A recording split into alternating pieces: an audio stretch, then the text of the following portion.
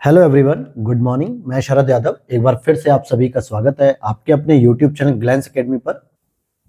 इस समय यूपीएससी और यूपीपीसीएस और साथ में आरओ एग्जाम्स के लिए जो मेंस ओरिएंटेड नोट्स का कंपाइलेशन किया जा रहा है जो हमारी टीम के द्वारा, उसमें मेरी थोड़ी ज़्यादा व्यस्तता है। इस वजह से मैं मैप की क्लास को रेगुलर नहीं कर पा रहा था, जिसके लिए आप लोग काफ़ी नाराज़ भी थे और टेलीग्राम पर भी मैंने कमेंट्स देखे आप लोगों के लिए।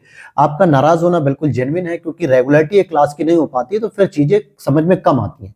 लेकिन मैंने आपसे बस एक छोटा सा रिक्वेस्ट किया है कि संडे तक, आज सैटरडे है, संडे तक जो है कि मैं पूरी तरीके से मेंस के नोट्स से फ्री हो जाऊंगा। फिर रेगुलर मेंस के नोट्स की क्लास भी मिलेगी और मैप की क्लास भी कंप्लीट मैं रेगुलर कराऊंगा। हालांकि इससे पहले मैंने ऑलरेडी आप सभी को नॉर्थ अमेरिका कॉन्टिनेंट को पूरे 5 लेक्चर में कवर किया और ये आपको सिखाया कि किस तरीके से आपको एटलस को पढ़ना होता है। क्योंकि आप देखोगे बहुत सारे प्लेटफॉर्म पे जो मैपिंग कराई जाती है वो मैपिंग करा तो दी जाती है, लेकिन जब आप एटलस से कवर कर रहे होते हो तो चीजें आपको कम समझ में आती है, छोटी छोटी लोकेशन नहीं पता चलती है जो एग्जाम से पूछी जाती है। और इन सभी चीजों को मैंने 5 लेक्चर में कवर किया था, नॉर्थ अमेरिका और इवन की एक साउथ अमेरिका का भी लेक्चर हम लोगों ने फर्स्ट लेक्चर को कंप्लीट कर लिया था, जिसको आज हम सेकंड लेक्चर में शुरू करेंगे और इसके बाद एक थर्ड लेक्चर आएगा जिसमें आपका साउथ अमेरिका भी कंप्लीट हो जाएगा।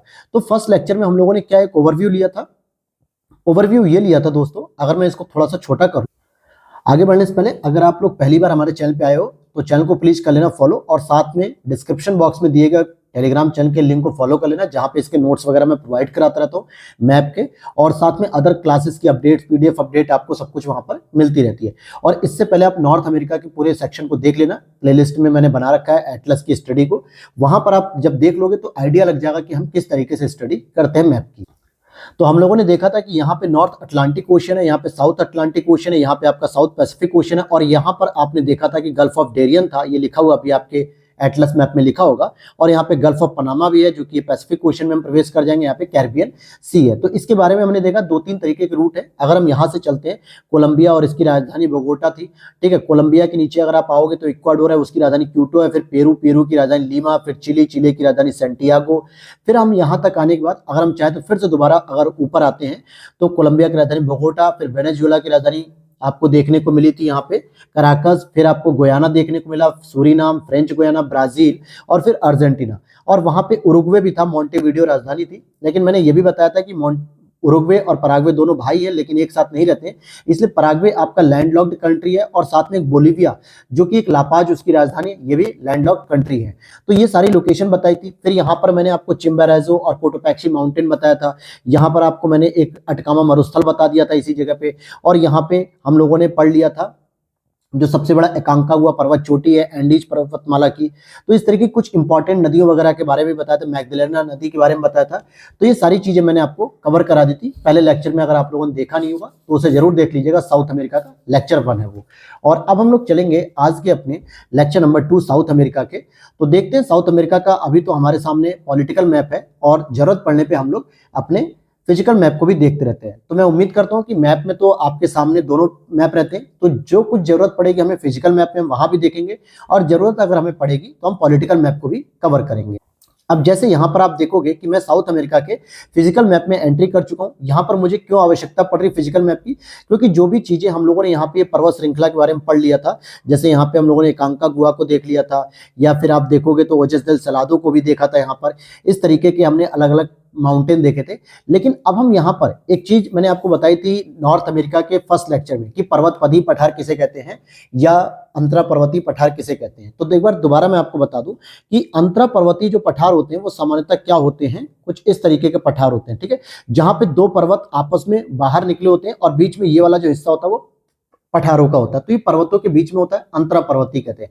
लेकिन एक होता है पर्वतपदी पठार। अगर मैं इस तरीके से कुछ एक ड्रॉ कर दूं और आप देखोगे कि यहाँ पे कुछ इस तरीके का आपको पर्वत देखने को मिलेगा और इस तरीके से आप नीचे की ओर जाते रहोगे, तो यहाँ पे ये जो पठार देखने को मिलेगा ये पर्वत के पद पर है। कहां पर है दोस्तों? पर्वत के पद, यानी कि पर्वत के नीचे है, और इसलिए हम इसको पर्वतपदी पठार भी कहते हैं, ठीक है। क्योंकि ये जो श्रृंखला है, मान लीजिए ये आपकी श्रृंखला एक एंडीज, और यहाँ पे एक आपको पर्वतपदी पठार देखने को मिलेगा, और इस पठार का जो नाम है वो नाम है, आपने पढ़ा होगा पैटागोनिया का पठार। क्या पढ़ा होगा?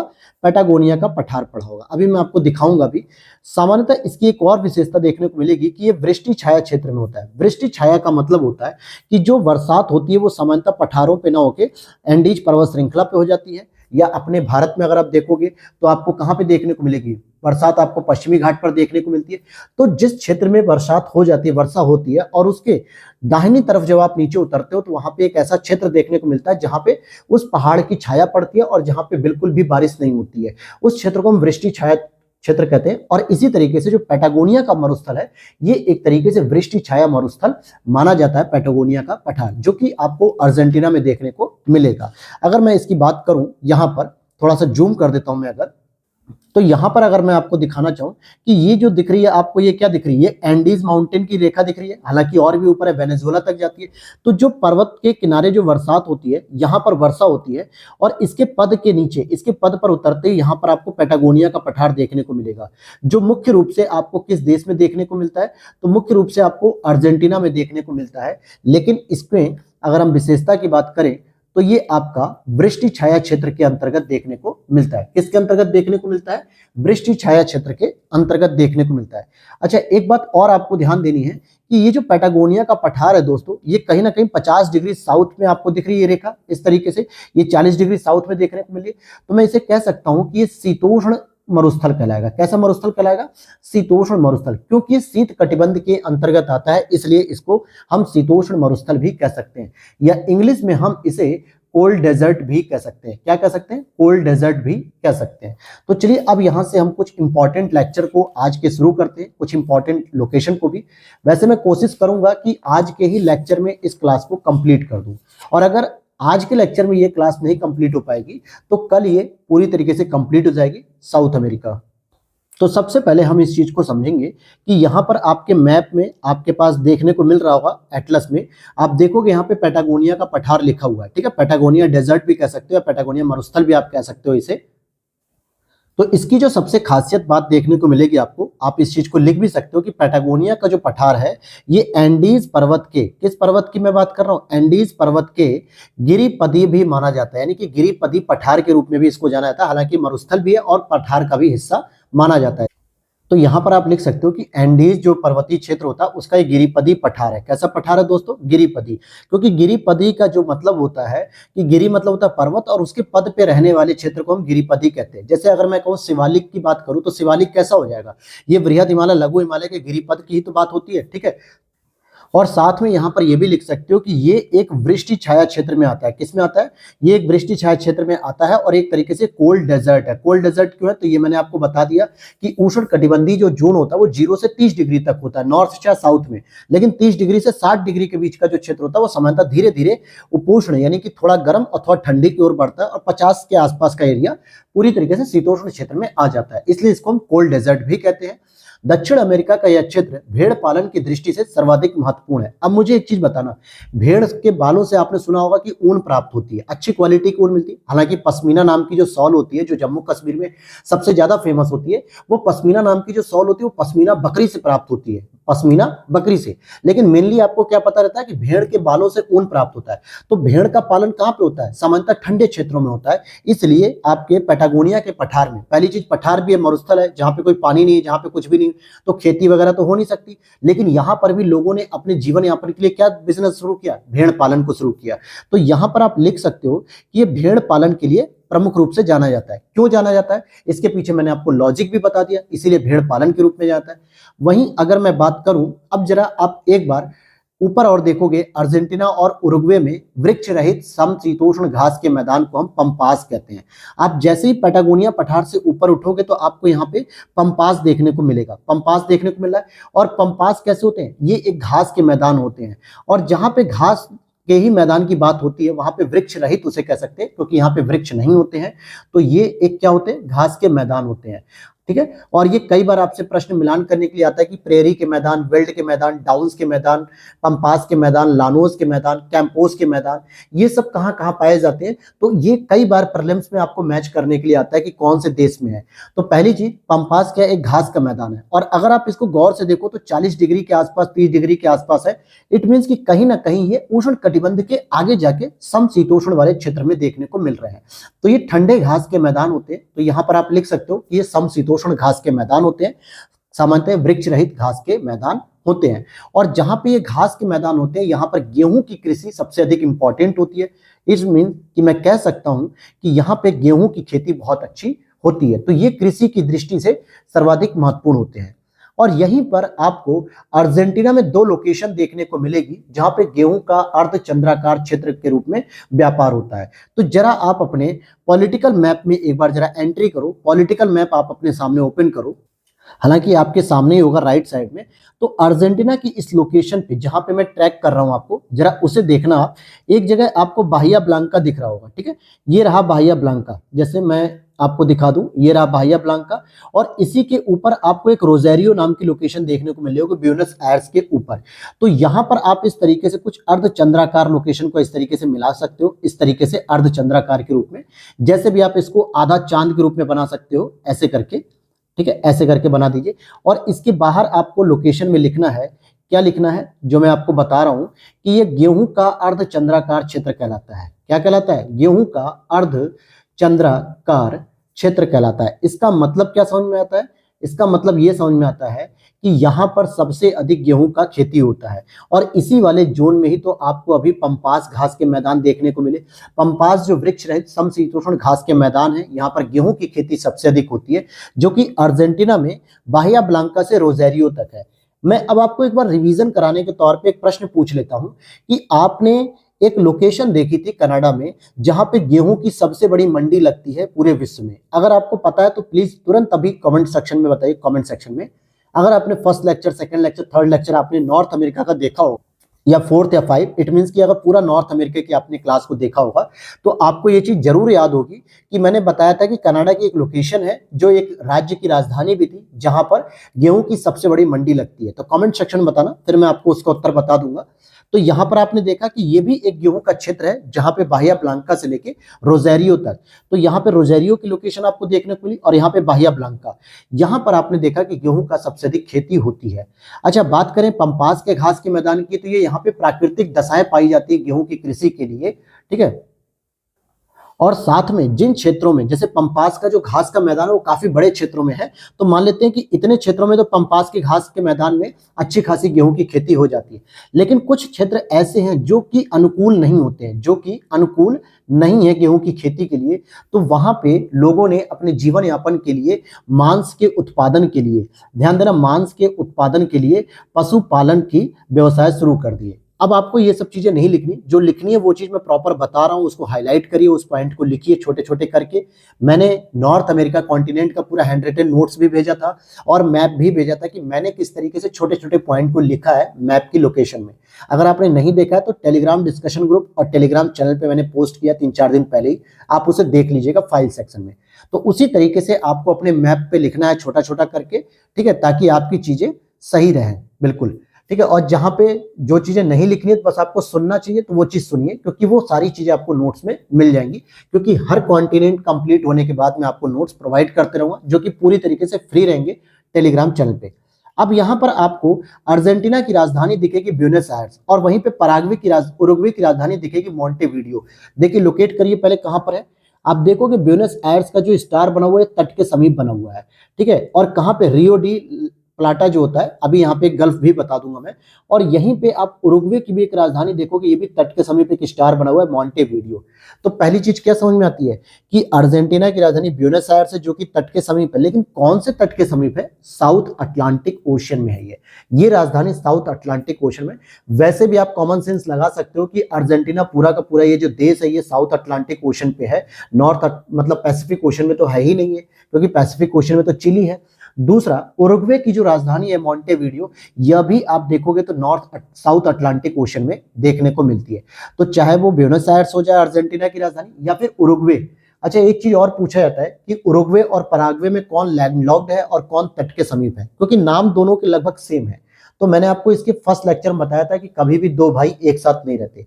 जैसे ऊपर आपको याद होगा वेनेजुएला के पास मैंने आपको बताया था गुयाना और फ्रेंच गुयाना, जिनके बीच में सूरीनाम नाम का देश है, क्योंकि ये दोनों भाई एक साथ नहीं रह सकते। गुयाना वाले, गुयाना और फ्रेंच गुयाना अलग अलग रहते हैं।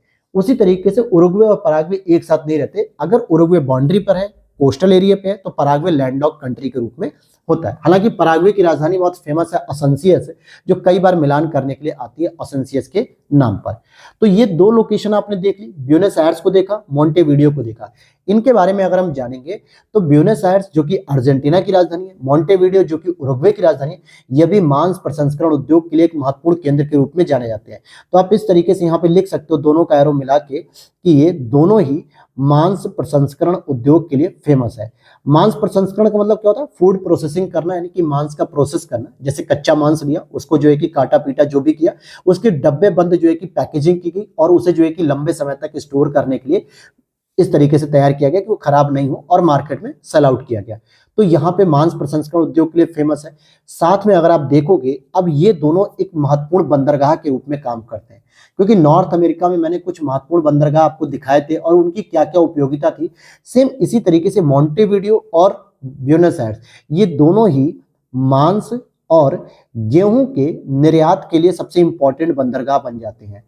गेहूं और मांस के निर्यात के लिए इंपॉर्टेंट क्या हो जाएंगे? निर्यात बंदरगाह। क्यों? क्योंकि यहीं पर आपने रोजेरियो से लेके बाहिया ब्लांका तक गेहूं का अर्ध चंद्राकार क्षेत्र देखा, जहां पर सबसे अधिक गेहूं की खेती हो रही है।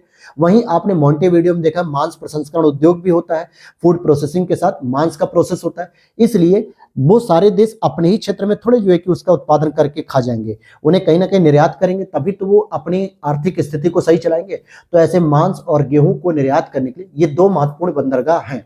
अभी यहाँ पर मैं आपको जो छोटे छोटे जो जल संधियां हैं वो भी बताऊंगा, नदी बताऊंगा, क्योंकि कई बार आपसे पूछा जाता है। अभी आरओ के एग्जाम्स में पूछा गया रॉटरडम बंदरगाह जो कि राइन नदी के तट पर स्थित है। तो ऐसे बहुत सारे इंपॉर्टेंट बंदरगाह हैं, जैसे मैंने वॉशिंगटन डीसी को बताया कि पोटोमैक रिवर हो गया, न्यूयॉर्क की बात की थी, हडसन रिवर हो गई थी वहां पे। तो ये इंपॉर्टेंट लोकेशन भी अभी आपको मैं क्लियर कर दूंगा। तो यहाँ पर ये दोनों चीजें आपने देख ली होंगी कि इसी को हम लोग कह सकते हैं कि मांस और गेहूं के बंदरगाह के संबंध में ये कई बार पूछा जाता है कि राजधानी के रूप में भी कि उरुग्वे की राजधानी क्या है, मोंटेविडियो, पराग्वे की राजधानी क्या है, असंसियस। दोनों के नाम एक जैसे लगते हैं, इसलिए राजधानी में अक्सर कंफ्यूजन हो जाते हैं कि कौन पराग्वे की है, कौन उरुग्वे की है। तो देखिए, जो आपके डाउटफुल पॉइंट्स होंगे वो मैं आपको फोकस करूंगा ताकि आप उसे हाईलाइट कर लीजिएगा।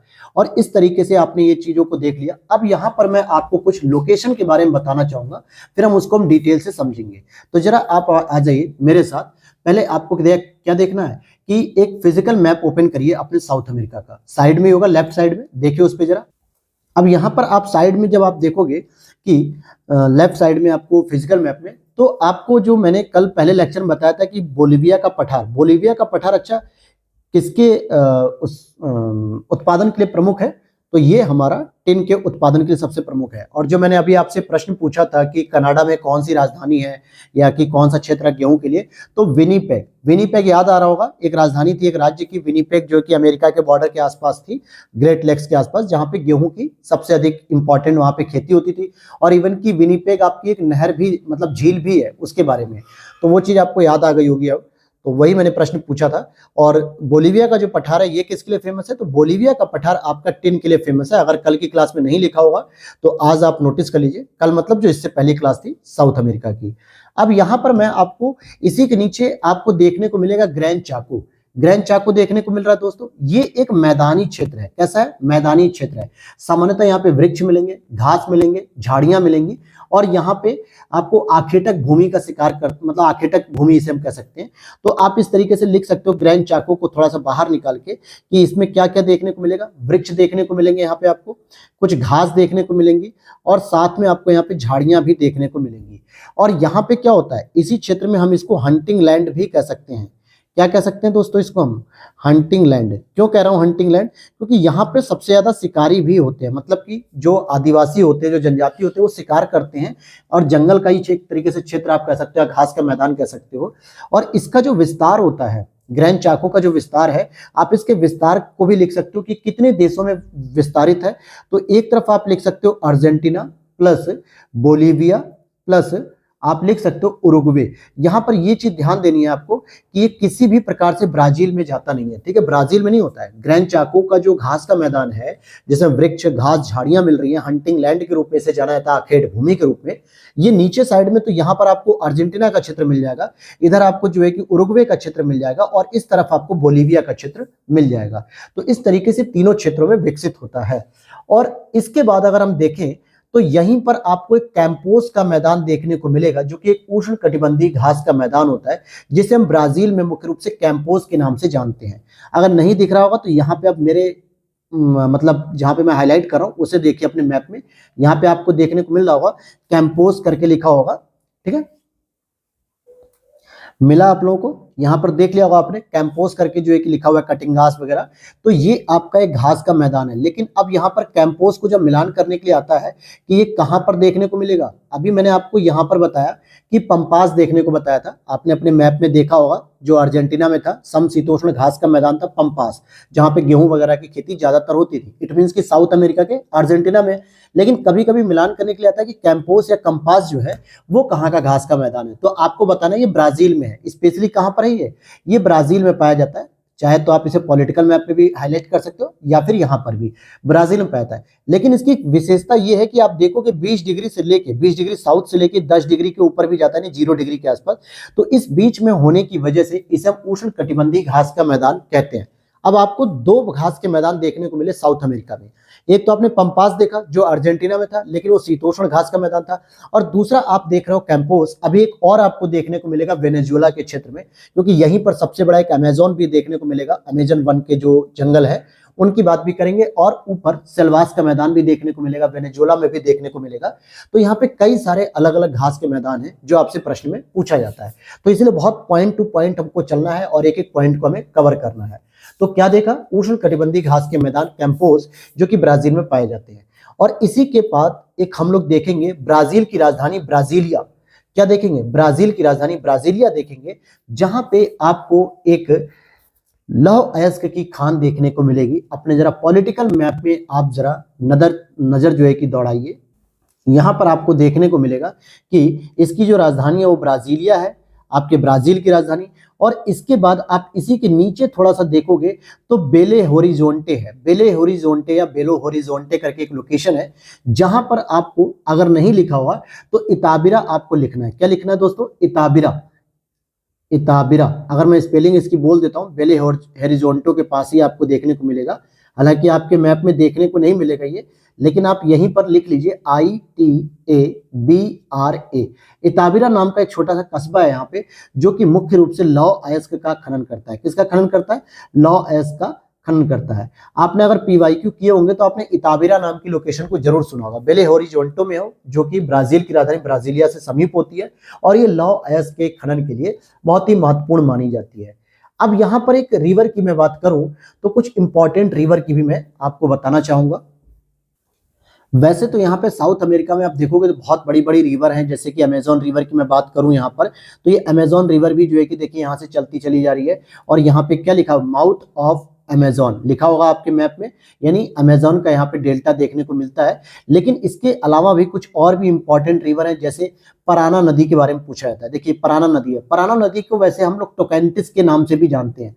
टोकैंटिस के नाम से भी हम लोग इसको जानते हैं, पराना रिवर को। तो इसका एक दूसरा नाम भी है टोकैंटिस, या इसकी सहायक नदी के रूप में भी इसे जानते हैं। इसलिए देखिए यहाँ पे लिखा हुआ है। तो क्लियर हो गया ये। और ये जो पराना नदी है, इसके बाद अगर आप और नीचे उतरोगे तो उसी में आपको एक और नदी देखने को मिलेगी, उरुग्वे नदी। उरुग्वे नदी मिलेगी आपको देखने को।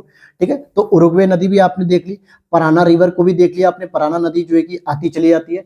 और नीचे अगर आप देखोगे, थोड़ा सा दोस्तों करेक्ट कर लीजिएगा, आई एम रियली सॉरी, जो है कि ये लोकेशन में थोड़ी सी मिस्टेक कर गया, जो है कि थोड़ा सा प्लीज करेक्ट कर लेना। मैं समझ सकता हूँ कि आपने हो सकता है उसमें लिख भी लिया होगा। देखिए जो थोड़ी सी मिस्टेक हुई थी वो ये थी, टोकैंटिस रिवर देखिए यहाँ पे आपको देखने को मिलेगी। कहाँ पे? कैंपोस मैदान के ऊपर देखने को मिलेगी टोकैंटिस रिवर, और यही आगे जाके पारा नदी के रूप में बदल जाती है, पारा, PARA। ठीक है, प्लीज इसको जो है कि कॉपरेट करिए, थोड़ा सा ये मिस्टेक को सही कर लीजिए, पारा। और इसके बाद आपको देखनी थी साओ फ्रांसिस्को। साओ फ्रांसिस्को एक रिवर है, वो ये रही साओ फ्रांसिस्को। ये आपके ब्राजील के क्षेत्र में हाईलैंड पे देखने को मिलेगी, जहां पे मैंने लोकेट किया है। और इसके नीचे आपको पराना रिवर देखने को मिलेगी। ये बस थोड़ी सी मिस्टेक थी, मैंने पारा को ही पराना समझ लिया था अपने नोट्स में, टोकैंटिस रिवर मुझे याद नहीं आ रही थी, तो प्लीज इसे करेक्ट कर लेना। टोकैंटिस रिवर यहाँ पर देखने को मिलेगी, जो कि अमेजन के माउथ में जाके गिरती है पारा नदी के नाम से। और नीचे अगर आप देखोगे तो साओ फ्रांसिस्को देखने को मिलेगी, और उसके नीचे आपको पराना रिवर देखने को मिलेगी। ये सभी प्रमुख नदियां हैं साउथ अमेरिका कॉन्टिनेंट की, इवन की साओ फ्रांसिस्को की बात करें तो ये कौन सी क्षेत्र में देखने को मिलेगी, ये ब्राजील में देखने को मिलेगी। और पराना के बाद एक और छोटी सी लोकेशन की मैं बात करूंगा, फेजेंडा। आपने कई बार सुना होगा कि फेजेंडा जो है कि ब्राजील में कॉफी के मैदानों को कहा जाता है। तो आइए जरा फेजेंडा की बात मैं कर लूं, तो आप जरा अपने पॉलिटिकल मैप पर एक बार नजर लगाइए। और पॉलिटिकल मैप में देखिए फेजेंडा जो है कि कोई लोकेशन नहीं है, फेजेंडा बल्कि कहवा के बागान जो होते हैं जहाँ पे कॉफी वगैरह के प्रोडक्शन होता है कहवा, उसके बागान को ही बस फेजेंडा कह दिया जाता है, जो कि ब्राजीलियन हाईलैंड पे जो है कि देखने को मिलता है। क्योंकि ये वाली जो लैंड होती है, ये वाली जो भूमि होती है ब्राजीलियन हाईलैंड होती है। और आपको पता है चाय और कॉफी के उत्पादन के लिए उच्च भूमि की आवश्यकता होती है जो ढलान युक्त होती है, जिससे कि वर्षा अगर होती भी है तो वहां पे पेड़ों की जड़ों में पानी न रुके, बल्कि वो पानी जो है कि हल्की सी नमी देते हुए पानी नीचे उतर जाए। इसीलिए आप देखोगे दार्जिलिंग में, पश्चिम बंगाल के क्षेत्र में, या असम में देखोगे, या साउथ इंडिया में देखोगे, तो जहां पे चाय और कॉफी की खेती होती है वहां पे ढलान युक्त भूमि होती है। तो ये ब्राजीलियन हाईलैंड पर आपको देखने को मिलेंगे दो लोकेशन जरा हाईलाइट करो। एक होगा साओ पोलो और एक होगा सेंटोस। सेंटोस कई बार एग्जाम में पूछा गया, क्यों पूछा गया वो भी मैं अभी आपको बताता हूं। साओ पोलो देखो ये रहा, ठीक है, यहां पर आप साओ पोलो देखोगे और उसी के नीचे आपको सेंटोस भी देखने को मिलेगा अपने मैप में, जहां से कर्क रेखा मकर रेखा ये जो गुजर रही है, ठीक है, डॉट डॉट करके, इसी के तट पर आपको देखने को मिलेगा, मकर रेखा के तट पे साओ पोलो देखने को मिलेगा। और उसके नीचे आपको सेंटोस एक बंदरगाह देखने को मिल जाएगा। अब समझना मेरी बात को, एक प्रश्न तो ये बनता है कि मकर रेखा के तट पे कौन सा ब्राजील का सबसे इंपॉर्टेंट कहवा बागान का क्षेत्र है, वो होता है आपका मकर रेखा के तट पर साओ पोलो। क्योंकि यहीं पर क्या होता है, यहीं पर बहुत बड़ी मार्केट होती है फजेंडा की, मतलब कहवा के बागानों की खेती होती है, और इसी लोकेशन को फजेंडा कह दिया जाता है। क्या कह दिया जाता है, फजेंडा। कहाँ पे, साओ पोलो में। मतलब साओ पोलो एक लोकेशन है जो ब्राजीलियन हाईलैंड पे है, और यहीं पर कहवा के बागान देखने को मिलते हैं, जिसे हम लोग सिंपली फजेंडा के नाम से जानते हैं। लेकिन ये जो है कि कोई भी बिजनेस होता है तो उसे तटीय क्षेत्र से मार्केट में निकाला जाता है ताकि दुनिया में बेचा जा सके, निर्यात किया जा सके। उसके लिए सेंटोस को डेवलप किया गया। किसको, सेंटोस को डेवलप किया गया है, जो कि ब्राजील का सबसे इंपॉर्टेंट बंदरगाह होने के साथ साथ पूरी दुनिया का सबसे इंपॉर्टेंट बंदरगाह होता है। और सेंटोस को कई बार यह भी पूछा जाता है कॉफी पोर्ट के नाम से। ध्यान देना, कॉफी बंदरगाह के नाम से सेंटोस को जाना जाता है। तो इसके ऊपर लिख लो सेंटोस, क्योंकि दुनिया में सबसे अधिक जो कॉफी का निर्यात होता है वो यहीं से होता है, ब्राजील का ही।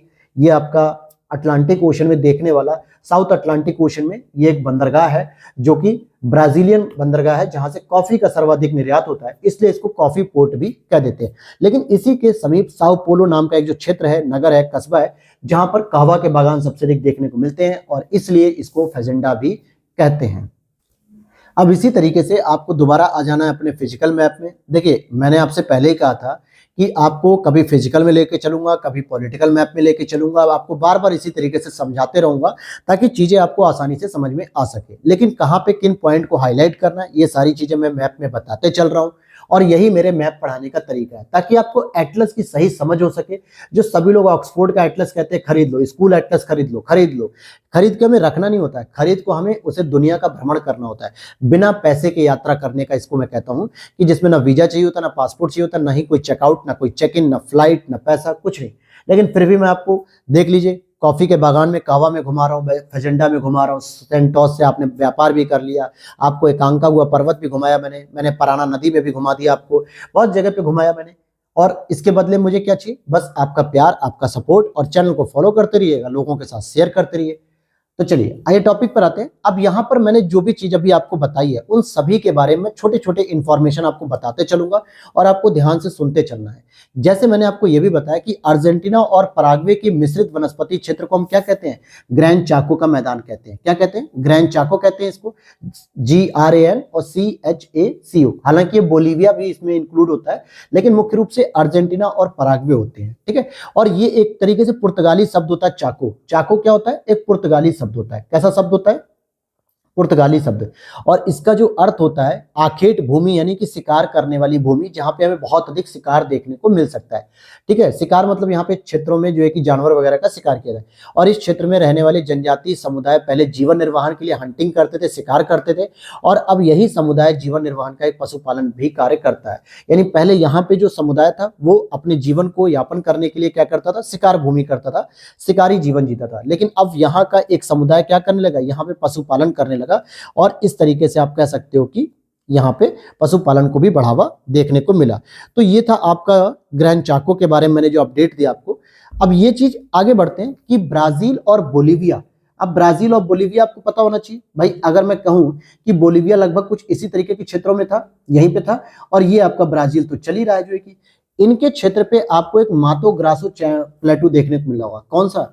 मातो ग्रासो प्लेटू, यानी कि मातो ग्रासो जो प्लेटू है, पठार है, ये पूछा जाएगा तो आप बता सकते हो कि साउथ अमेरिका में है। स्पेशली ये बोलीविया और ब्राजील के महाद्वीपीय पठार को कहा जाता है, यानी इसके समीप, अर्थात कि दोनों क्षेत्रों में इसका विस्तार है। तो आप इस तरीके से लिख सकते हो, BO का मतलब ब्राजील बोलीविया और BRA का मतलब ZIL का मतलब हो जाएगा ब्राजील। तो आप इस तरीके से बोलीविया और ब्राजील को इंडिकेट कर सकते हो कि मातो ग्रासो जो प्लेटू है ये आपके ब्राजीलिया मतलब ब्राजील और बोलीविया की सीमा पर है, और जो कि आप देखोगे कि उत्पत्ति और संरचना की दृष्टि से ब्राजीलिया हाईलैंड का एक भाग है, और उष्णकटिबंधीय घास के यहाँ पे मैदान पाए जाते हैं, जिस उष्णकटिबंधीय घास के मैदान को हम लोग क्या कहते हैं? कैंपोस कह देते हैं। तो आपने देखा कि बोलीविया प्लेटू के नीचे मैंने आपको ग्रैंड चाको दिखाया, जो कि बोलीविया, अर्जेंटीना और ब्राजील की सीमा पे था, पुर्तगाली शब्द था जो कि आखेटक भूमि थी। लेकिन वहीं मैंने आपको बोलीविया और ब्राजील की सीमा पे मातो ग्रासो प्लेटो बताया, जहां पर आपको उष्णकटिबंधीय घास के मैदान कैंपोस देखने को मिले। क्लियर हो गए? यहाँ पे ब्राजीलियन उच्च भूमि जो है वो प्राचीनतम चट्टान से निर्मित एक ऐसी संरचना है जो ब्राजील में धात्विक और अधात्विक खनिज के भंडार की दृष्टि से महत्वपूर्ण है। देखिए, जो चीज मैं बोल रहा हूं उसको बस आप अगर ध्यान से सुनते भी चलोगे ना तो भी आपका बहुत अच्छे से तैयार हो जाएगा। क्योंकि मैं इसलिए कह रहा हूं क्योंकि ये नोट्स तो मैं आपको प्रोवाइड करा ही दूंगा, टेलीग्राम चैनल पे मैं पोस्ट भी कर देता हूं, तो आप इस नोट्स को प्रिंट आउट करा सकते हो और वहां से अपनी और भी इंफॉर्मेशन मैप के अकॉर्डिंग बेहतर कर सकते हो। लेकिन जो मैं बोल रहा हूं उस लोकेशन तक आपको पहुंचना जरूरी है, क्योंकि अभी मैं बात यहीं की कर रहा हूं तो यहीं पे मैं बात करूंगा कि ये जो ब्राजीलियन हाईलैंड देखने को मिल रहा है आपको, इस तरीके से आप हाईलाइट कर सकते हो। क्योंकि हमेशा यहाँ पर उच्च भूमि में क्या होता है? खनिज देखने को मिलते हैं, और वो खनिज कैसे होते हैं? वो आपके धात्विक खनिज भी होते हैं और अधात्विक खनिज भी होते हैं, मतलब जो धातु के रूप में गुण दिखाते हैं और एक होते हैं अधातु के रूप में। और यहाँ पे जो उपलब्ध संसाधनों में आप देखोगे लौ अयस्क का सबसे अधिक जो है कि उत्खनन किया जाता है। और कहाँ किया जाता है? मैंने अभी आपको कुछ इसी जगह पे ब्राजीलिया के पास यहीं कहीं आपको बेले होरिजोंटले दिखाया था, पॉलिटिकल मैप में देख लो। और जहां पे मैंने आपको लिखवाया था इताबिरा का नाम, क्या लिखवाया था? इताबिरा, जहां पे मैंने बताया था कि लौ अयस्क का खनन सबसे महत्वपूर्ण केंद्र होता है ये। तो ये ब्राजीलियन हाईलैंड की भूमि विशेषता हो गई। अगर दोस्तों कैसा रहे कि मैं आज की ही क्लास में 1 घंटे की क्लास करके साउथ अमेरिका को कंप्लीट कर दूं, तो आई थिंक काफी मजा आएगा। क्योंकि साउथ अमेरिका आपका कंप्लीट हो जाएगा 2 ही लेक्चर में, नॉर्थ अमेरिका 5 लेक्चर में, फिर इसके बाद हम चलेंगे अफ्रीका महाद्वीप में, जिसमें कम से कम 4 लेक्चर लगेंगे। क्योंकि अफ्रीका महाद्वीप बहुत ही विचित्र महाद्वीप है, बहुत सारी इंफॉर्मेशन है, जहां से बहुत सारे एग्जाम से प्रश्न आते हैं। RO एग्जाम्स में भी इस बार आ गया, ठीक है, बहुत सारे जलप्रपात वगैरह ये सब, तो बहुत इंपॉर्टेंट रहेगा अफ्रीका महाद्वीप। तो आज हम लोग साउथ अमेरिका को कंप्लीट कर देते हैं, ठीक है। और संडे के बाद से मैं रेगुलर इसकी क्लासेस कर दूंगा, और आपके 2-3 कॉन्टिनेंट और बचे हुए, यानी होली से पहले आपकी क्लासेस कंप्लीट करने की पूरी कोशिश रहेगी। तो अब यहाँ पर हम देखते हैं ब्राजीलियन हाईलैंड से मैंने आपको एक लोकेशन के बारे में बताया था कि नदी मैंने बताई थी टोकेंटिस, ठीक है। ये ब्राजीलियन हाईलैंड से ही जो है कि यहाँ से एक टोकेंटिस रिवर निकलती हुई जाती है, ये रही टोकेंटिस रिवर। अगर आपको नहीं दिख रही है तो मैं जूम कर देता हूँ, आप इस तरीके से देखोगे कि टोकेंटिस रिवर है, और जो आगे चल के जो है कि क्या होती है, पारा रिवर के नाम से जानी जाती है, फिर आगे चल के पारा नदी के नाम से बदल जाती है, और कहाँ जाती है? अमेजोन जो होता है, अमेजन, वहां के उसके डेल्टा में जाके गिर जाती है। तो यहाँ से टोकेंटिस नदी हो गई, पारा रिवर हो गई। वहीं पे आप देखोगे ब्राजीलियन हाईलैंड से एक और नदी निकलती है जिसका नाम है सैन फ्रांसिस्को। क्या है? सैन फ्रांसिस्को, जो कि ब्राजीलियन हाईलैंड पे ही होगी। अगर आपने नहीं उसको हाईलाइट किया तो हाईलाइट कर लीजिए, ये भी नदी देखने को मिलती है। और वहीं आप इसको देखोगे उरुग्वे और पराना नदी भी यहीं से निकलती है। कौन कौन सी नदी मैंने बताई? एक तो उरुग्वे, क्योंकि ये देखिए ये ब्राजीलियन हाईलैंड पूरी इतनी लंबी एक श्रृंखला के रूप में, तो यहां से आपको उरुग्वे नदी भी देखने को मिली, और यहीं से आपको पराना नदी भी देखने को मिली, यहीं से आपको सैन फ्रांसिस्को नदी देखने को मिली, यहीं पर आपको टोकेंटिस नदी देखने को मिली जो कि पारा नदी। तो ये 5 नदियां जो है कि उत्तर से दक्षिण के क्रम में भी आप याद रख सकते हो, जो कि ब्राजीलियन हाईलैंड की इंपॉर्टेंट है। कैसे याद रख सकते हो अगर मैं कहूं तो आप देखोगे, अगर आप नॉर्थ से साउथ की तरफ आ रहे हो तो सबसे पहले आपको देखने को मिली टोकेंटिस रिवर, यानी जिसका दूसरा नाम पारा है, जो कि गिरती है किधर? नॉर्थ अटलांटिक ओशन की तरफ आप कह सकते हो इसको। और उसके बाद आप देखोगे यहीं से आपको सैन फ्रांसिस्को रिवर देखने को मिली, पराना रिवर देखने को मिली, उरुग्वे रिवर देखने को मिली। तो ये कुछ इंपॉर्टेंट जो है कि क्या देखने को मिले इंपॉर्टेंट, ये आपको कुछ इंपॉर्टेंट नदियां भी देखने को मिली यहाँ पर। ये सभी ब्राजीलियन हाईलैंड से ही निकलती हैं। और वहीं मैंने आपको बताया कि इसी हाईलैंड पर यानी इसी उच्च भूमि पर आपको दो लोकेशन मैंने दिखाई थी जहां पे साओ पोलो और सेंटोस था। साओ पोलो कहां पे था, अपने पॉलिटिकल मैप में जरा एक बार नजर चलाइए। तो इसी ब्राजीलियन हाईलैंड पे मैंने आपको क्या दिखाया था, साओ पोलो दिखाया था और एक बंदरगाह दिखाया था सेंटोस। और साओ पोलो में मैंने आपको क्या बताया था, फेजेंडा बताया था, जो कि क्या था, कहवा के बागान थे। और साओ पोलो को मैंने क्या बताया था, कॉफी पोर्ट बताया था। क्या बताया था, कॉफी पोर्ट बताया था। अब देखिए ये नोट्स के माध्यम से मैं रिवीजन आपका करा रहा हूँ, तो ध्यान से सुनना कि फेजेंडा जो है कि कहवा के बागानों को कहते हैं, जो कि दक्षिण अमेरिका में साओ पोलो कहवा के व्यापार के लिए सबसे बड़ा केंद्र भी माना जाता है, जहां पे सर्वाधिक जनसंख्या होने के साथ साथ आर्थिक राजधानी भी इसे कहते हैं। तो साओ पोलो क्या है, ये ब्राजील की एक इकोनॉमिक कैपिटल भी इसे कहा जाता है। और यहाँ पे रेडीमेड वस्त्र के उद्योग भी होते हैं। और साथ में यहाँ पे ब्राजील का मैनचेस्टर भी इसको कहा जाता है, साओ पोलो को। क्या कहा जाता है, साओ पोलो को ब्राजील का मैनचेस्टर भी कहते हैं। लेकिन साओ पोलो के बंदरगाह पे जब दबाव कम करने के लिए किस बंदरगाह को डेवलप किया गया, सेंटोस को डेवलप किया गया। और सेंटोस क्या होता है, ये कॉफी पोर्ट के नाम से भी जाना जाता है, सेंटोस को। अच्छा, एक चीज और ध्यान देना कि आपको ये लोकेशन जो दिख रही है, जैसे हमारे यहाँ डेमो वगैरह लोकल ट्रेन चलती है, उसी तरीके से साओ पोलो से लेकर सेंटोस के बीच में भी एक रेलवे चलती है, रेल चलती है। और उस रेल का नाम ही दोस्तों क्या रखा गया है, कॉफी रेल रखा गया है, क्योंकि ये इस लोकेशन के बीच में चलती है जहां पे सबसे अधिक कॉफी का उत्पादन होता है और उसको जो है कि बंदरगाह सेंटोस तक पहुंचाया जाता है सेल आउट करने के लिए। तो इसीलिए इसको क्या कह दिया जाता है, कॉफी रेल भी कहा जाता है। तो यहाँ पे दो तीन चीजें आपको समझ में आ गई। एक तो सेंटोस को जो है कि कॉफी पोर्ट कहते हैं, साओ पोलो से सेंटोस के बीच में जो है कि रेल चलती है उसे कॉफी रेल कह देते हैं। और साओ पोलो में कॉफी के खेती को क्या कहते हैं हम लोग, फेजेंडा भी कह देते हैं। तो ये दो तीन चीजें आपने यहाँ पर समझ ली, और यही चीजें बार बार आपसे घुमा फिरा के पूछा जाता है एग्जाम में। लेकिन लोकेशन जब नहीं पता होती तो आपको दिक्कत होती है। लेकिन मैं आपसे एक इंफॉर्मेशन शेयर करना चाहूंगा, वो ये इंफॉर्मेशन रहेगी ब्राजील के रिगार्डिंग, क्योंकि बहुत सारे स्टूडेंट को एक कंफ्यूजन होता है कि ब्राजील की राजधानी रियो डी जेनेरियो तो नहीं है कहीं। क्योंकि हम अक्सर जो है कि जब एनवायरमेंट को पढ़ते हैं, जहां पे हमने पृथ्वी शिखर सम्मेलन पढ़ा, स्टॉकहोम सम्मेलन पढ़ा, फिर रियो +20 पढ़ते हैं, तो हमें लगता है कि ब्राजील की राजधानी रियो डी जेनेरियो। तो ये ध्यान रखना कि ब्राजील की राजधानी आपकी क्या है, ब्राजीलिया है। क्या है ब्राजील की राजधानी, ब्राजीलिया है।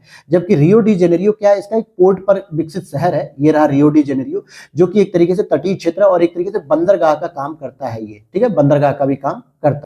तो यहां तक चीजें आपको समझ में आ गई होंगी।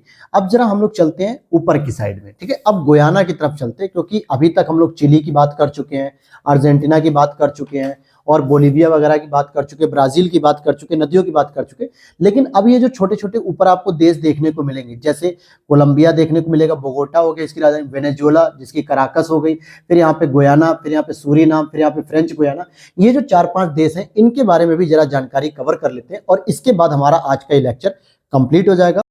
जिसके बाद हमारा साउथ अमेरिका भी कंप्लीट, नॉर्थ अमेरिका हमने ऑलरेडी कंप्लीट कर दिया।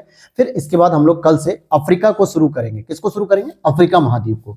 यहां पर आप देखोगे कि गुयाना हाईलैंड का जो विस्तार है वो वेनेजुएला से लेकर सूरीनाम तक, दक्षिण में ब्राजील तक इसका फैला हुआ है। अब जरा बात करें, आप यहाँ पर फिजिकल मैप में देख पाओगे कि ये जो गुयाना हाईलैंड लिखा हुआ है, दिखा आपको फिजिकल मैप में, आप देखो सबसे ऊपर आपको गुयाना हाईलैंड देखने को मिलेगा। क्या मिला, गुयाना हाईलैंड। तो इसका विस्तार जो है कि मैंने बताया आपको कि गुयाना हाईलैंड का विस्तार जो होता है वो वेनेजुएला से लेके पूर्व में सूरीनाम तक जाता है। कहां तक जाता है, सूरीनाम तक आपका जाएगा। तो कौन कौन से देश इसमें आ जाएंगे अगर मैं आपसे पूछना चाहूं, तो वेनेजुएला भी आ जाएगा, गुयाना भी आ जाएगा, सूरीनाम भी आ जाएगा। लेकिन इसमें फ्रेंच गुयाना शामिल नहीं होगा, ठीक है। मुख्य रूप से 3 जो है कि देश आपके इसमें शामिल हो रहे हैं। अगर आप यहाँ पे देखोगे कि ये रहा वेनेजुएला का क्षेत्र, क्योंकि यहाँ पे इसकी राजधानी कराकस देखने को मिली, ये वाला क्षेत्र। और इसके बाद आपको क्या देखने को मिला, तो यहाँ पे आप गुयाना भी देख सकते हो। क्या देखने को मिलेगा, गुयाना, और उसका सूरीनाम जिसकी ये राजधानी है जॉर्ज टाउन। तो ये प्रमुख जो क्षेत्र हैं यहाँ पर आपको देखने को मिलेगा। तो ये सभी क्षेत्र इसमें आपको देखने को मिलेगा। हालांकि अगर मैं उत्पत्ति और संरचना के हिसाब से बात करूं, तो ये भी ब्राजीलियन हाईलैंड की ही जो है कि एक पार्ट के रूप में आप देख सकते हो। क्योंकि ब्राजीलियन हाईलैंड जो होता है वो कह सकते हो कि साउथ अमेरिका का आधे से अधिक हिस्से को कवर कर रहा है, ठीक है। इसमें आप देखोगे कि जो गुयाना हाईलैंड ये कोई अलग से हाईलैंड नहीं, बल्कि ये ब्राजीलियन हाईलैंड का ही एक पार्ट है। अब यहाँ पर सबसे इंपॉर्टेंट एक चीज आएगी जो कि आपकी फैक्चुअल इंफॉर्मेशन है, जो कि बहुत ही बिल्कुल कह सकते हो कि इंपॉर्टेंट चीज होगी। विश्व का ध्यान देना कि विश्व का सबसे ऊंचा जो जलप्रपात है उसका नाम है एंजल जलप्रपात, और जो किस नदी पर है, ओरिनिको नदी पर है।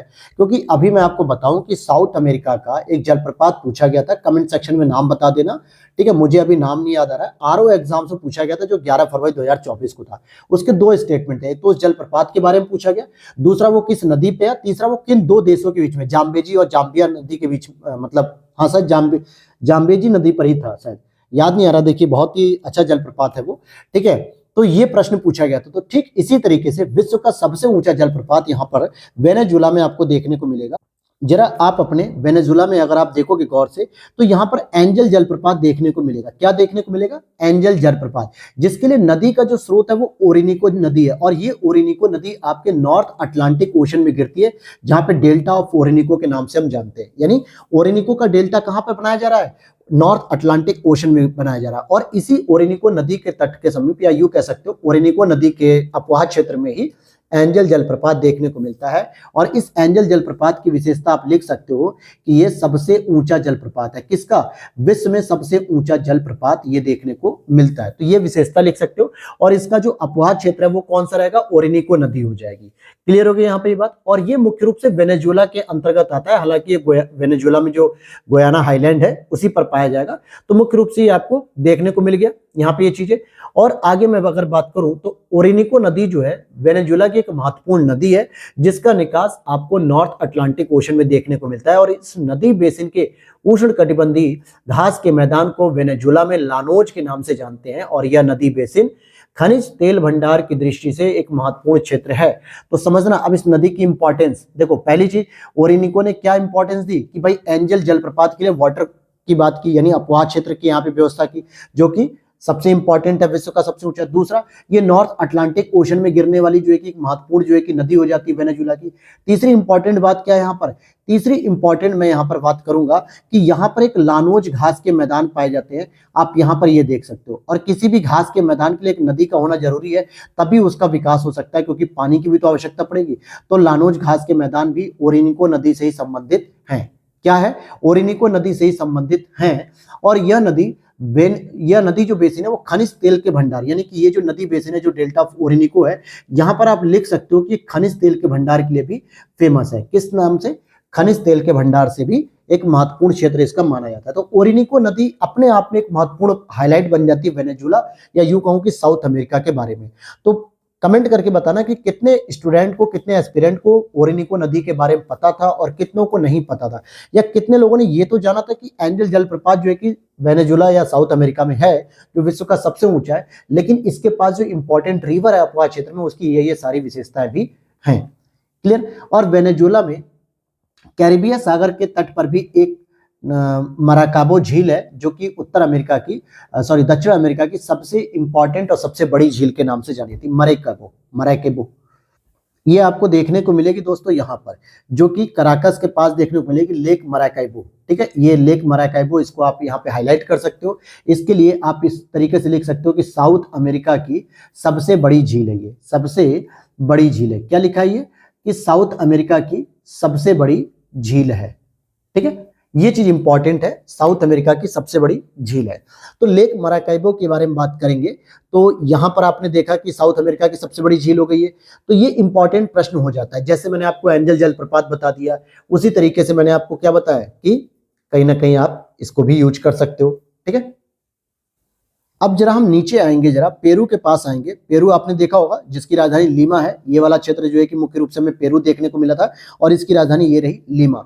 तो इसकी अगर हम बात करेंगे तो यहाँ पे एंडीज पर्वत से निकलने वाली जो अमेजन नदी होती है, ये ब्राजील से होते हुए उत्तरी अटलांटिक महासागर में गिरती है। तो पहली चीज आपको समझनी है कि अगर आपको ये देखना है कि ये सबसे लंबी नदी भी मानी जाती है एक तरीके सबसे बड़ी अपवाह क्षेत्र के रूप में। वैसे तो नील नदी है सबसे लंबी नदी मिस्र के पास, लेकिन ये भी अपवाह क्षेत्र में सबसे बड़ी मानी जाती है। और ये इस तरीके से जो है कि इस तरीके से निकलती रहती है, और यहाँ पे जाके माउथ ऑफ अमेजन, यानी अमेजन के जो डेल्टा होते हैं, ये कहां पर बनती है? नॉर्थ अटलांटिक ओशन में बनती है, नॉर्थ अटलांटिक ओशन में बनती है। अच्छा, अमेजन नदी की मैं एक खास बात बताऊं आपको, जहां से इसकी उत्पत्ति होती है ना, वहां से इसकी उत्पत्ति एक बूंद के रूप में होती है।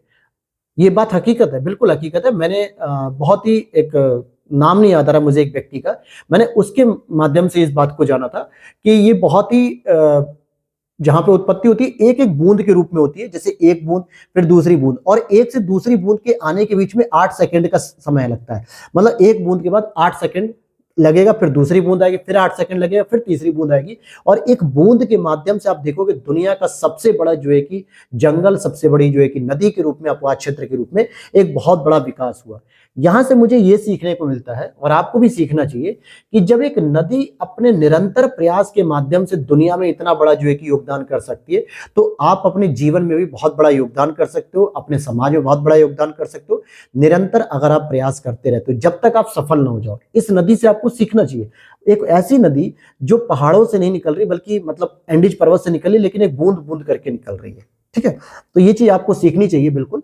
अब यहां पर अगर हम बात करेंगे तो उत्तरी अटलांटिक महासागर में गिर जाती है पहली चीज, और मदिरा इसकी सबसे बड़ी सहायक नदी है। मदिरा ढूंढो भाई, मदिरा नहीं कह रहा हूं मैं, दारू नहीं कह रहा हूं, ठीक है, मदिरा कह रहा हूं, ज्यादा दिमाग मत लगाओ, ठीक, जो बता रहा हूं वो समझो। मदिरा ढूंढना है तो मदिरा आपको कहां मिलेगी, ये रहा, ये मदिरा मिल जाएगी। ये इसकी एक सबसे बड़ी सहायक नदी है। जिस तरीके से मैंने नॉर्थ अमेरिका में मिसिसिपी की सहायक नदी मिसौरी नदी बताई थी सबसे इंपॉर्टेंट, उसी तरीके से आप देखोगे कि अमेजन नदी की सबसे बड़ी सहायक नदी हो जाएगी मदिरा। ये एक सबसे बड़ी सहायक नदी होती है मदिरा, ठीक है। और साथ में आप देखोगे कि अमेजन विश्व की सबसे बड़ी दूसरी लंबी नदी है और अपवाह क्षेत्र के मामले में सबसे बड़ी नदी है। तो दो बातें लिख सकते हो कि ये सेकंड जो है कि सबसे लंबी नदी है, ठीक है, सेकंड सबसे लंबी नदी है, क्योंकि फर्स्ट यहीं पे आप लिख दो, छोटा सा इन शॉर्ट बाहर करके चाहे तो, कि फर्स्ट जो है कि आपको नील नदी देखने को मिलेगी अफ्रीका महाद्वीप में। लेकिन ये फर्स्ट पोजीशन पर भी आती है, किस किस मामले में आती है, ये अपवाह तंत्र के रूप में आती है। अपवाह तंत्र के रूप में ये सबसे बड़ी रिवर के रूप में जानी जाती है। तो मैंने क्या बताया कि लंबी नदी के मामले में सेकंड नंबर पे आती है, क्योंकि लंबी नदी के मामले में पहली जो नदी होती है वो आती है आपकी नील नदी आती है, ठीक है। लेकिन अगर मैं अपवाह क्षेत्र के बारे में बात करूं, जिसका एरिया बहुत बड़ा, बहुत बड़े क्षेत्र को ये सिंचित करती है, बहुत अधिक नदी का एक कंजम्पशन करती है, तो ये आपकी सबसे बड़ी मानी जाएगी, ठीक है, विश्व की सबसे बड़ी नदी। और इस नदी के विषुवत-रेखी वन को हम ब्राजील में सेल्वास भी कहते हैं। क्या कहते हैं, सेल्वास भी कहते हैं। तो ध्यान देना, यहीं पर आपको नदी के पास देखने को मिलेगा सेल्वास, ठीक है, ब्राजील के क्षेत्रों में हम सेल्वास कहते हैं, और ये नदी के क्षेत्र में होता है। और ये भी एक तरीके से कौन सा वन हो जाएगा, ये विषुवत रेखा के समीप होता है। ये रही आपकी 0 डिग्री जहां पे विषुवत रेखा है, इसलिए इसको हम विषुवतीय वन भी कह सकते हैं।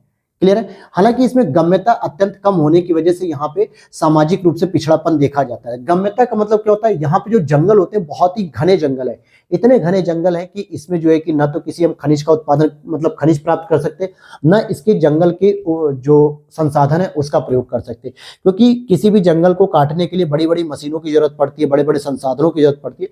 लेकिन इतने घने हैं कि इसमें न तो कोई मशीन वगैरह जा ही नहीं सकती, और साथ में इसमें जानवर वगैरह बहुत खतरनाक और बहुत ही जहरीले होते हैं, जिस वजह से लोग इसमें नहीं जाना पसंद करते हैं। और इसका आर्थिक विकास ना होकर इसको केवल एक विरासत के रूप में इसको संरक्षित किया जा रहा है, और इसी वजह से ब्राजील का यह क्षेत्र काफी पिछड़ा हुआ है। तो आपने देखा कि साउथ अमेरिका में आपने सेल्वास को देखा, पंपास को देखा, लानोस को देखा, कैंपोस को देखा।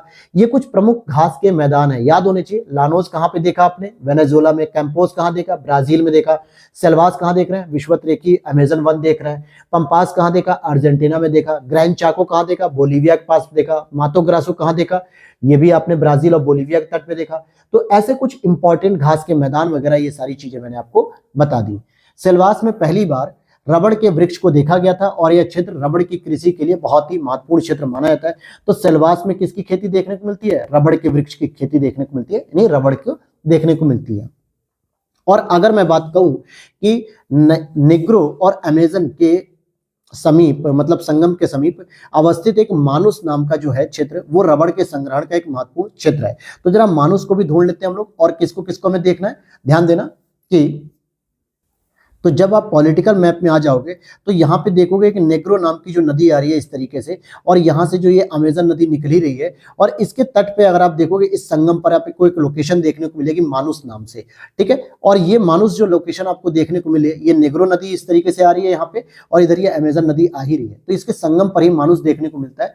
यहाँ पर आप लिख सकते हो कि ये रबड़ के संग्रहण का सबसे इंपॉर्टेंट क्षेत्र है, रबड़ के संग्रहण का सबसे इंपॉर्टेंट क्षेत्र है। जिस तरीके से मैंने आपको कॉफी का संग्रहण क्षेत्र बताया था, फेजेंडा मतलब साओ पोलो, सैंटोस वगैरह इंपॉर्टेंट बताया था, उसी तरीके से रबड़ के संग्रहण का भी ये सबसे इंपॉर्टेंट क्षेत्र माना जाता है मानुस, ठीक है। जबकि अगर मैं कहूं टोंटिस, टॉन्टिस की बात करूंगा तो ये आपको नदी के मुहाने पर स्थित देखने को मिलेगा, बेलम के पास देखने को मिलेगा। टॉन्टिस के बारे में अगर मैं जानकारी दूं तो यहाँ पे निर्यात की दृष्टि से दक्षिण अमेरिका का एक महत्वपूर्ण बंदरगाह भी हो जाता है टॉन्टिस। तो यहाँ पर आप देखोगे बेलम देखने को मिल रहा है, इसी के पास आपको टॉन्टिस देखने को मिल जाएगा, TONTIS। और ये एक महत्वपूर्ण बंदरगाह होगा जो कि रबड़ के निर्यात से संबंधित है। किसके निर्यात से संबंधित है? रबड़ के निर्यात से संबंधित है। जैसे मैंने आपको सेंटोस बताया था कॉफी के निर्यात से संबंधित है, उसी तरीके से बेलम के समीप टॉन्टिस एक बंदरगाह है जो कि रबड़ के निर्यात के लिए सबसे इंपॉर्टेंट माना जाता है। अब यहां पर हम ब्राजील में जरा एक नजर दौड़ाते हैं। ब्राजील में अगर आप देखोगे गौर से ध्यान देना कि ब्राजील में आपको यहाँ पे रेसिफे करके एक लोकेशन दिख रही होगी, 10 डिग्री साउथ में अटलांटिक ओशन की तरफ आपको एक रेसिफे नाम की जगह देखने को मिल रही होगी। मिला आपको? ठीक है, मिल गया होगा। इसी के पास रेसिफे की बात करूंगा तो ये चीनी के निर्यात की दृष्टि से एक महत्वपूर्ण बंदरगाह है जो कि विश्व में चीनी के निर्यात के नाम से भी जाना जाता है, निर्यात का बंदरगाह जाना जाता है, यानी कि शुगर पोर्ट भी इसे हम कह सकते हैं। देखो ब्राजील या साउथ अमेरिका में आपने देखा बहुत सारे इंपॉर्टेंट आपने लोकेशन देख ली, जैसे टॉन्टिस को रबड़ बंदरगाह भी कह सकते हैं जो बेलम के पास है, और साओ पोलो को मैंने सेंटोस को बता दिया कॉफी पोर्ट। उसी तरीके से रेसिफी ये भी एक बंदरगाह के रूप में जाना जाता है और ये आपका शुगर पोर्ट के रूप में जाना जाता है। शुगर पोर्ट का मतलब हो गया कि चीनी उद्योग के लिए फेमस होता है, चीनी यहाँ पे सबसे अधिक निर्यात की जाती है चीनी के क्षेत्र को। और अब हम बात करेंगे आगे सेल्वाडोर।